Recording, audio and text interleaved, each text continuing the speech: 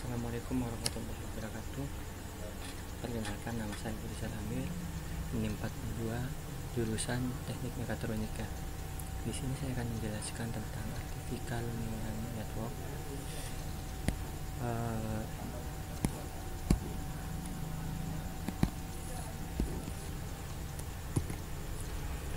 Untuk Artificial Neural Network adalah salah satu algoritma supervised learning yang populer dan bisa juga digunakan untuk semi supervised atau unsupervised learning.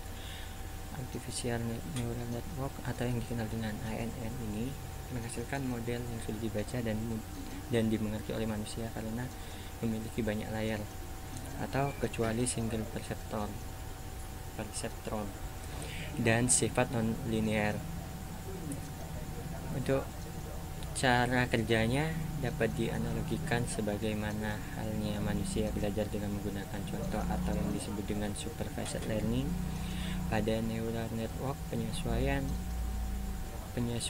koneksi sinaptik antar neuron dilakukan dengan menyesuaikan nilai bobot yang ada pada setiap konektivitas baik dari input neuron maupun output.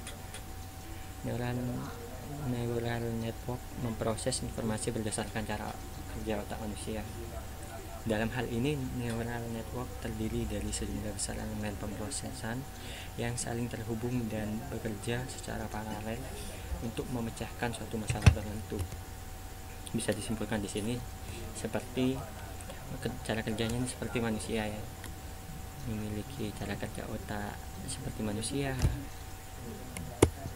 Dan untuk feed-forward neural network, metode ini yang paling banyak digunakan untuk melakukan prediksi jaringan pada model FFNN menggunakan algoritma backpropagation. Algoritma backpropagation meliputi 3 tahap, yaitu umpan maju atau feed forward dari pola input, perhitungan dan propagasi balik atau back forward dari error, serta penyesuaian bobot. Metode FFNN telah dikenal akan keunggulannya, yaitu memiliki nilai prediksi yang sangat mendekati nilai aktualnya sehingga menghasilkan galat yang kecil, serta memiliki kemampuan untuk mendeteksi atau melakukan analisis untuk permasalahan yang bersifat sangat kompleks.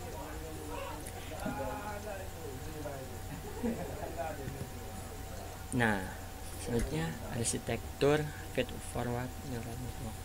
Pada FFNN, setiap unit yang ada di input layer terhubung dengan unit yang ada di hidden layer, dan setiap unit yang ada di hidden layer terhubung dengan unit yang ada di output layer.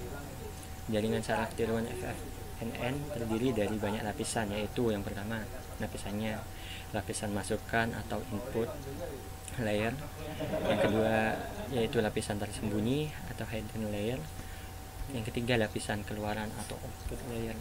Untuk gambarnya sendiri ini seperti yang tertera pada layar monitor. Pada samping ini ada 1, X1, X2, X3, Xn, 1, Z1, Z2, Z3, Zn, dan Y0. Selanjutnya, untuk single layer perceptron, teknik SLP yang biasa dikenal dengan SLP di sini, ya, adalah teknik yang dengan 2 input, yang satu output neuron sebagai perseptron dengan beberapa output neuron dapat juga dianggap seperti beberapa perseptron berbeda dengan input yang sama. Fungsi boolean AND dan OR adalah salah satu contoh yang mudah disusun. Learning algoritma pada perseptron mengurangi wake ke output neuron yang mengembalikan 1 daripada 0, dan di kasus yang berbeda wake-nya meningkat. Oke, untuk gambarnya sendiri di situ seperti yang ada pada layar monitor pada PPT, ya. Selanjutnya kita langsung ke multi layer perceptron. Untuk multi layer perceptron di sini pengertiannya, ya, sebuah perceptron dengan 2 atau lebih trainable wake layer pada SLP dapat membagi input space dengan sebuah hyperlane, sedangkan MLP di sini dapat mengklasifikasi konveks poligon dari proses hyperlane dengan mengenali pattern yang terletak di atas hyperlane. Penanganan fungsi error pada MLP menggunakan backpropagation error yang dapat diaplikasikan pada multiperseptron dengan fungsi aktivasi semi-linear. Backpropagation adalah prosedur gradient dengan fungsi error R, atau di situ bisa dikenal dengan W besar ya, lambangnya, simbolnya, menerima semua n wave sebagai argumen dan menugaskannya sebagai output error n dimensional. Untuk gambarnya itu seperti ini ya, terdapat input layer of short nodes, layer of hidden neurons, layer of output neurons di sini ya. Terdapat masukan di sini, selanjutnya ada pengeluaran juga di sini ya.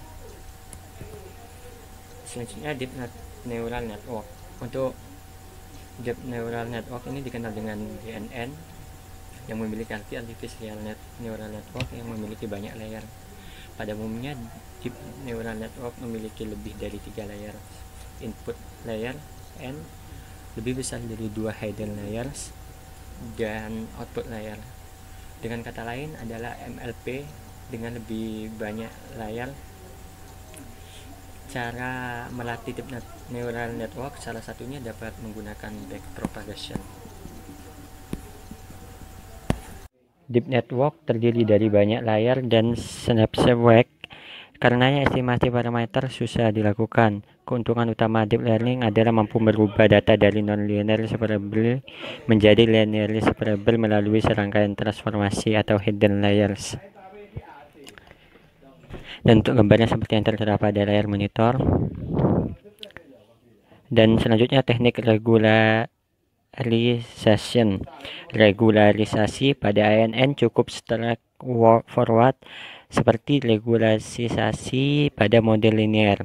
Selain itu, agar ANN tidak bergantung pada satu atau beberapa synapse wake saja, dapat menggunakan teknik dropout. Dropout berarti menolkan nilai synapse wake dengan nilai rate tertentu. Misalkan menolkan nilai 30% synapse wake, seperti dropout rate sama dengan 0,3 secara random. Hal ini dapat dicapai dengan teknik masking, yaitu mengalihkan synapse wake dengan suatu max. Dan untuk selanjutnya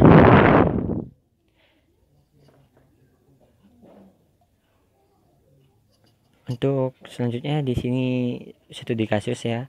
Satu peramalan harga garam konsumsi menggunakan artificial neural network with forward backpropagation, sehingga dapat membantu dalam melakukan pengambilan keputusan terkait dengan penjualan garam.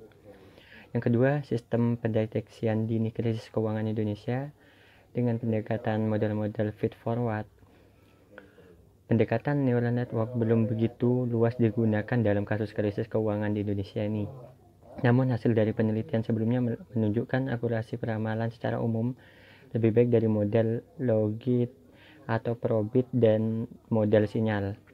Neural network penyimpan pengetahuan pola kejadian masa lampau melalui proses pelatihan, yang kemudian pengetahuan tersebut digunakan untuk memperkirakan kejadian yang akan terjadi di masa yang akan datang.